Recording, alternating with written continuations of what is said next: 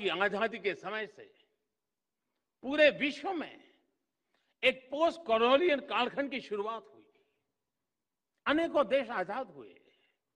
आज पूरे विश्व में कोई भी ऐसा देश नहीं है जो प्रकट रूप से किसी अन्य देश के उपनिवेश के रूप में एग्जिस्ट करता है। लेकिन इसका मतलब यह नहीं है कि उपनिवेशवादी मानसिकता, कॉलोनियल माइंडसेट समाप्त हो गया है। हम देख रहे हैं कि हम मानसिकता अनेक विकृतियों को जन्म दे रही है। इसका सबसे स्पष्ट उदाहरण हमें विकासशील देशों की विकास यात्राओं में आ रही बाधाओं में दिखाई देता है। जिन साधनों से, जिन मार्गों पर चलते हुए विकसित विश्व आज के मुकाम पर पहुंचा है, आज वही साधन, वही मार्ग विकासशील देशों के लिए बंद करने के लिए प्रयास किए जाते हैं।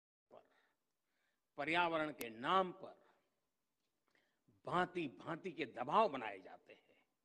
यह सब उपनिवेशवाद मानसिकता का ही परिणाम है।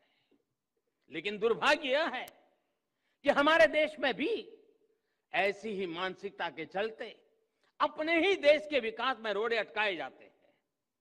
कभी फ्रीडम ऑफ एक्सप्रेशन के नाम पर, तो कभी किसी और चीज का सहारा लेकर। हमारे देश की परिस्थितियां, हमारे युवाओं की आकांक्षाएं,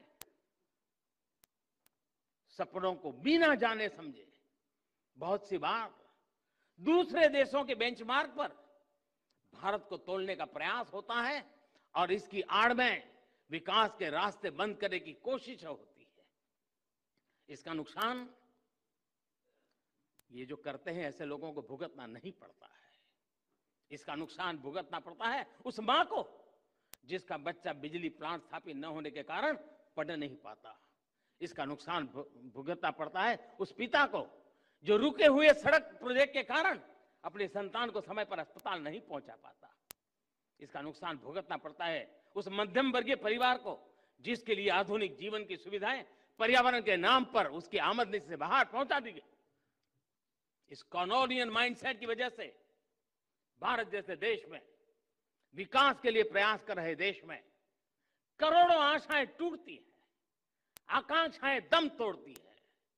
आजादी के आंदोलन में जो संकल्प शक्ति पैदा हुई उसे और अधिक मजबूत करने में ये कॉलोनियल माइंडसेट बहुत बड़ी बाधा है। हमें इसे दूर करना ही होगा और इसके लिए हमारी सबसे बड़ी शक्ति, हमारा सबसे बड़ा प्रेरणा स्रोत हमारा संविधान ही